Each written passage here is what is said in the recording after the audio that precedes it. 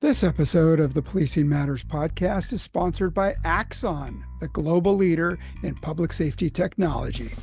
To learn more about Axon's ecosystem of hardware and software products for policing, defense, and security, visit axon.com.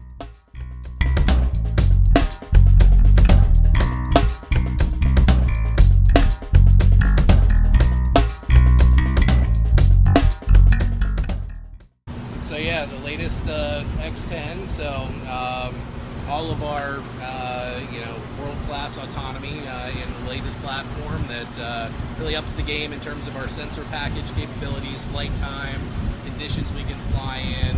Really taking all the feedback we've heard over the last 3 years and trying to put it into a system that is going to be best in class for public safety as well as lots of other enterprise and government customers. Great. So we'll go ahead and get it up in the air, show you what you do.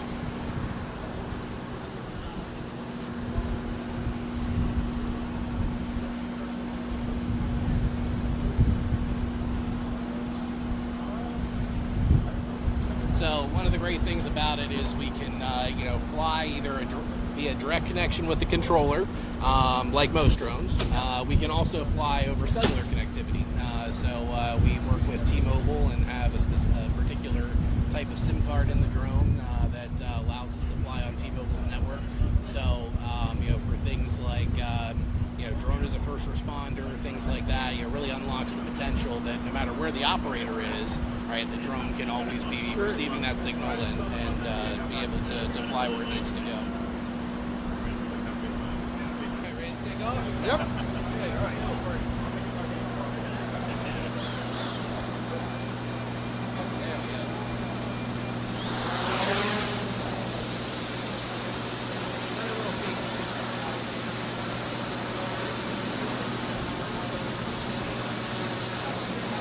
See what they're doing on the upper deck there?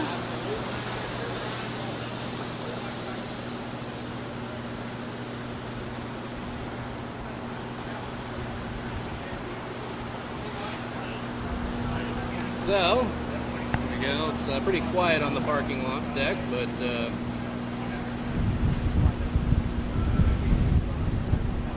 you can get up there, get a nice bird's eye view. You can zoom in. I see some cars all the way across the way over there. Let's see what those cars look like. Let's see here. There we go. So we've got a 128 times zoom camera on there, which is great for getting up nice, close, and personal. When you're about 800 to 1,000 feet out, you can actually read license plates with it, which is fantastic. Probably over 100 yards away from us. Oh, absolutely. Yeah, those cars are probably, I would say, at least 1,000 feet over on that side. So, yeah, good distance.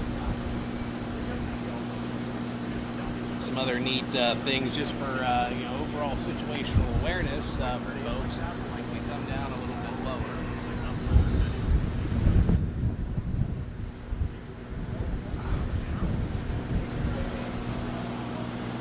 Can actually see what the drone sees as well. There's a lot of different views that we can give to the operator, so they can go on a split screen if they'd like and have the drone's location as well as a feed from the drone, and we can actually move those around to prioritize. If we're more interested, if it's nighttime and we want to see the thermal imagery, we can pull that up as well. And again, make one bigger or smaller, depending on how we want to do that. And so you've got this mobile controller. Yeah. But you could use the same operation from a desktop somewhere. Absolutely, yeah. So actually we're out of the command bus and inside at our booth. We've got some laptops set up, and we actually have a couple drones, one over there and another one that we're just running an update on right now, where they can log into the computer and they can, using that cellular connection to the drone, be able to fly from anywhere that they happen to be. So, for law enforcement in particular or public safety, having the ability to have that in a real-time information center, real-time crime center, allowing those analysts, those folks that are in there, those officers, to be able to operate those systems, takes a lot of burden off the folks out in the field. It's one less thing that they have to worry about when they're doing their job. Awesome. Hey, this is Jim Dudley reporting to you live at Policing Matters at Axon Week 2024. We're here on Miami Beach, and today we're talking with Skydio CEO Adam Bry and we are talking with Sergeant Tony Loperfido. Loperfido, yeah, that's an easy one. Yeah. So we just saw the demonstration. We're going to see a drone in the air, but first we'd like to talk. Adam, what are you doing with Axon Week? You're showing your new stuff with Skydio. Tell us about it. So at the end of last year, we launched Skydio X10, which is our latest generation flagship drone, which is really designed to incorporate all the feedback we've gotten from public safety and law enforcement over the last few years. So we're super excited to be here showing off X10, and in particular showing off the remote flight capabilities of X10. So X10 has a built-in LTE modem. It connects to the internet, and you can fly it through a browser from anywhere. And we really see this as a bridge to the future of capabilities for law enforcement, where you can have officers on the scene launch the drone, and then you can have folks at a real-time crime center control it, give them real-time eyes in the air. And this is kind of the stepping stone to drone as first responder, which I think, like many people, we see as a transformative capability that's, used to be on the horizon, and I think it's becoming more real every day. Yeah, totally, and love the connectivity, 7-mile line of sight radius, but actually when you connect through 5G capability, you're virtually limitless. Yeah, anywhere you have coverage. And the other key thing that's in play here is this sort of beyond visual line of sight flight. For folks that know drones, this has been this barrier. FAA regulations have made it difficult to fly in autonomous long-range scenarios, but we're also starting to see that change. And we've worked with a number of our customers to get waivers that enable them to fly true BVLOS operations, which is one of the ingredients that needs to come together to make drone as first responder really work. Right, and huge if you're talking about bad weather or obstructions like buildings, but also the capability to run it from a real-time crime center where you don't need that officer hands-on, standing on a rooftop with a toggle switch. Yeah, exactly. That was, I think that there's some agencies that have done incredible work proving out the concept with huge amounts of manual labor. I mean, having pilots on the roofs and swapping batteries and all these things. And I think what that's done is it's shown that there's enormous value here. I mean, I really believe, and this is one of the big motivators for us at Skydio, that drone as first responder is a paradigm shift in law enforcement, and it's going to keep communities safer, it's going to keep officers safer, it's going to make things run more efficiently in a way that I think few technologies really have over the last few decades. So, the excitement has been out there, and people have proven that you can do it in this very manual way, but now what we're seeing is the technology catch up and being able to do it in a very automated, efficient, scalable way. And we're right at the tipping point of that now. I think the next couple of years, we're seeing more and more agencies adopt drones like X10 that make it possible, and then starting to set up the infrastructure to do autonomous drone as first responder. Great. And shifting to field level, Sergeant Loperfido, you are a active duty sergeant with Miami PD. That's correct. Miami Police Department, this is my 21st year here, running our drone program since about 2014, and we were early adopters of the X10. And when we migrated from traditional pole camera type stuff for tactical operations, we had to find a solution that would be ever changing with technology. Something you buy today, tomorrow it's obsolete.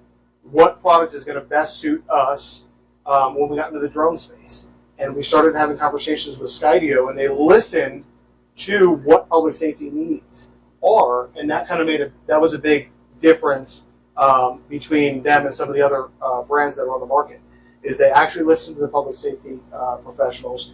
This is what we need, and the versatility of the X10 and the ability to expand on it is why we went that route. So in a real-time situation, I love the example that you gave of the Harvest Festival shooting in Las Vegas. The deployability and the minimum amount of time to deploy and get on scene and help on-duty, on-scene officers. Tell us about that. So obviously everything that I've read, the after-action reports from the Harvest Festival, obviously an extremely tragic event. If we had that technology as accessible today, as easily accessible as today during that, I think it would have been a game changer in minimizing the amount of time it would have taken to identify the shooter in that situation where he was. From what we've seen in Miami Beach with our drone use, is having that aerial perspective has been a game changer for us, giving that different perspective and real-time actionable intelligence to bosses on the ground who need to make critical decisions right now has changed the way we police. Our end goal in this is a full DFR solution, full BV loss, flying drones remotely from our real-time intelligence center anywhere in our city. Miami Beach, we're only 7 square miles. Our widest point of our city is only 3/4 of a mile wide. It's a perfect opportunity in place to set up a DFR program because we can cover our entire city with the capabilities of the X10. So we're anxiously looking forward to that. So the ability to place these things, I like to think of it as my Roomba at home, where I've got wood floors and I could be outside of my home and I program the Roomba to just go out of its docking station, start cleaning the floor. You guys are doing the same thing with drones now, where the idea is, looking at the map, we've got 6 or 8 drone nests in these areas, and depending on the incident at hand, you can deploy them. Yeah. And operate them from a crime center or a remote location. Yeah, I think starting from just like the very, very basics. So I come at this from the technology perspective. I've been doing drone stuff my whole life, and getting to partner and work with agencies like Miami PD and learn from the experts there over the last 4 or 5 years building Skydio has been a phenomenal experience. And one of the things that I've come to understand is that outcomes, good and bad, in law enforcement are almost always downstream from information. Having bad information or having information that's too late can lead to really bad outcomes, and having good information at the right time for the right people can lead to good outcomes. And I think that information to the right people at the right time is oftentimes the splitting factor in saving a life or not. And drones, I really think of as an incredibly powerful information gathering tool. It's a sensor that can move unconstrained in 3D. It can be outdoors, it can be indoors, it can be high, it can be low. And as much cool stuff is happening with the tech today, I still think it's pretty nascent. I think that we're still in the first couple of innings of drones. One of the analogies I think about is the history of the airplane, different category of aviation. If you go back to the early 1900s in sort of World War I era, I think most people using airplanes then would say they were useful. But if you roll forward a couple decades to World War II, they became essential. And I think that we're going through that transition in public safety now. So this is kind of a long-winded answer, but what you described there is exactly right. The way we think about our products, and it spans both hardware and software, is we just want to make it really easy to get the sensor in the place where it's going to have the most impact, provide the best information as quickly as possible. And there's different ways you can do that. Putting drones in the trunks of patrol cars such that the officer on scene can launch it and have it the instant they need it is quite powerful. But having them live in hives across the city and you just say, there's an incident happening here, we want it to fly out, is quite powerful. But the next step on top of that, which I think you're going to see more and more of, is automation, where if a call comes in, you can just automatically have a route plan for the drone to fly out there. And a dispatcher or the operator in the crime center can just click accept and have the drone show up. Or if you're in a city that has a shot spotter, for example, that can be a trigger to dispatch a drone. So I think we're going to see more and more things like this. One of the capabilities that we're demoing here today actually is if an officer has an Axon body camera, they can just tap a summon button and it'll use the telemetry of the body camera to send a drone to their location. Yeah. And today, with recruitment and attrition in such huge numbers, what a gap to fill that personnel shortage. Yeah, it's people use this term a lot, but it really is true with drones. It's a force multiplier because it enables one officer to see and do more. In your experience, Sergeant, is it in the hands of the operator now, or is it so autonomous that it can track events before they're being sent there? So for right now, it's in the hands of our officers. We are, it's the crawl, walk, run. We're past the crawl. We're doing a nice steady pace walk right now. And like I said, our end goal is to get to a DFR program. But right now, all of our drones are rapidly deployable from the back of the police car, and it works today. We're going through the steps to get to that full DFR program, and outlining what it's going to take to get there, using the right technology, the right partner, and all that kind of stuff. So we definitely will see before my career is over here, where at least my end goal is, like he had mentioned, call comes into the 911 center, meets certain criteria, our real-time intelligence center acknowledges the call and puts that eye in the sky before the officers arrive, giving them that real-time intelligence, streaming that video to the laptop in their car. If we're looking for somebody, maybe it's a lost child on the beach. Everybody tries to put into context, the drones and looking for bad guys, right?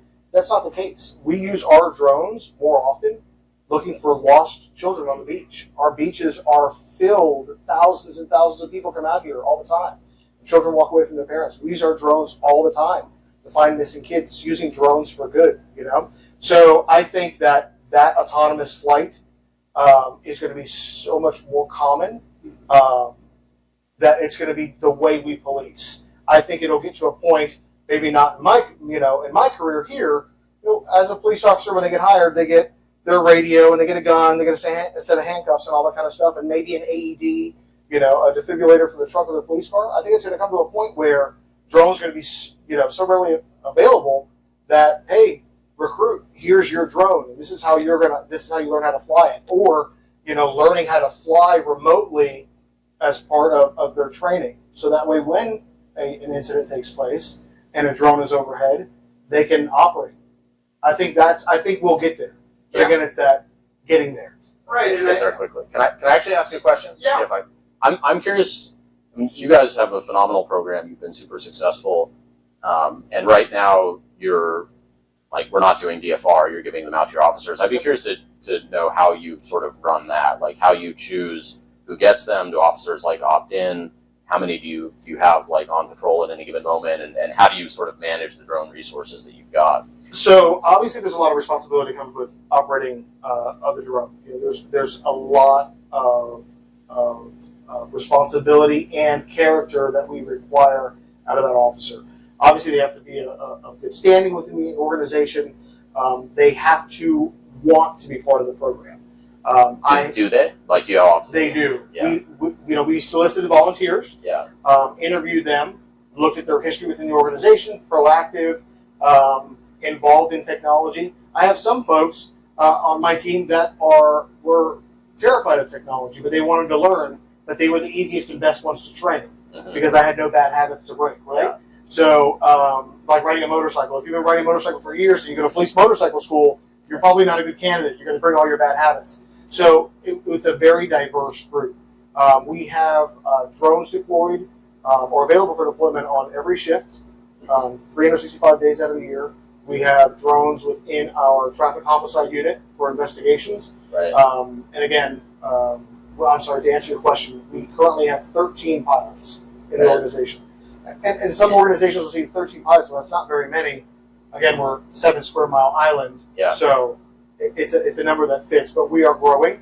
We're planning on taking delivery of additional drones in the next couple months. So our team's growing, and the demand has grown big time because of what's going on in the world. The request for drones is wild. It's a lot more than we ever thought it was going to be.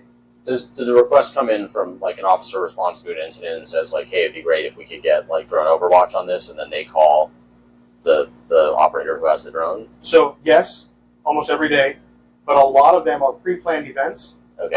Where the bosses, if you will, the executive leadership of the organization have now understand the value in the drone and what it can give, what it can bring to them. So now it's, hey, we've got this event coming up. So let's make sure we've got Overwatch. Correct. Correct. I mean, we've incorporated it now into every search warrant. We make sure there's a drone component into it. And it's been, like I said before, it's been a game changer. Now, when there's not a pilot available, everybody's mad at me. It's like, hey, why don't we have this? We're supposed to have this. So, And to go back to a comment you made earlier, about how we're in its infancy, right? This is just the beginning. The analogy that I use is we are at the still dial-up modem stage of drone technology. We're going to look back at this 10 years from now and saying, that's really what you did? Yeah. You flew it that way? DFR is going to be so common that... Yeah, I agree. And I mean, the vision that you put out there, I think, is a compelling one where eventually the technology gets good enough and affordable enough that every officer can have one. I think that's a very likely future state. But our goal in that future is we don't want everybody to have to go through 2 months of training to be the drone pilot. Right. The drone should just be a tool that they can use like they use their camera or their taser or their phone. Okay, so wrapping up, we've got so many applications. What's the next step as far as drones as first responder? You mentioned some of the really great statistic. 25% of Chula Vista's calls for service were essentially handled by a drone. Are we ever going to get to that point? Absolutely. Yeah, I think that one of the ways to think about what the technology is doing is it's driving the friction and the cost per use down to be as low as it possibly can be, such that the reason to not deploy a drone goes away. So I think that we're headed towards a future where these things are used at massive scale and responding to calls. The way I kind of think about it is it's a barbell distribution. You want drones there on your most dangerous, most critical incidents where you're also going to have people there, right? Where there's violent crime involved, but you want the drone there to provide as much additional information as possible. But then you also want drones there on the least important, lowest priority stuff that can be a waste of an officer's time. The drone can just go and see what's happening and take care of a good chunk of those. And so I think those are the areas where there's the most value. You're going to save a bunch of money on one side, and you're going to save a bunch of lives on the other side. And I think that's where we'll start, and then eventually you fill in everything in between. Great. Sergeant, where do you see it going? What's Miami going to do? Well, and in the example that Adam just provided, and that's what we need is a way to reduce the amount of time the officer spends on calls that are everything's a priority, right? At least in our city, we treat every call whenever somebody calls in with the highest priority and the same level of service. But it's a matter of keeping the cops available in the neighborhoods, in the communities, interacting with our visitors, our tourists, our residents, instead of having to worry about that maybe that call that's just not as great a priority. Keeping them available, send the drone out, see if there's really a need for an officer to respond, and keep that cop running around the streets, being visible, and helping the next person.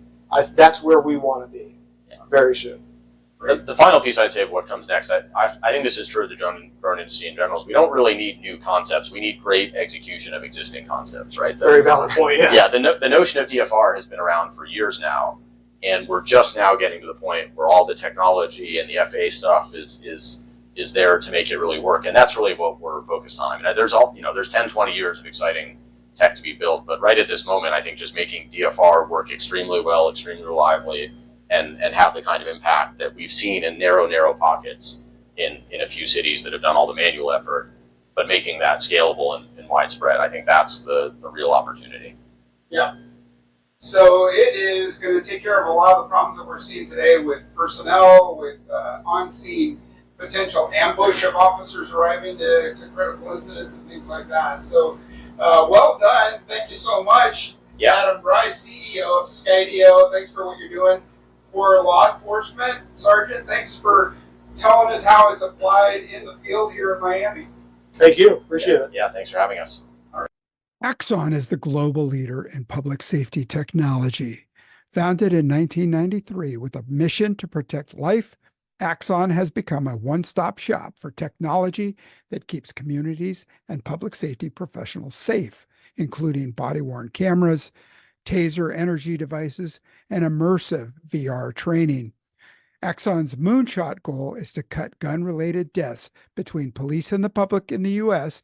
by 50% before 2033. For more information, visit axon.com.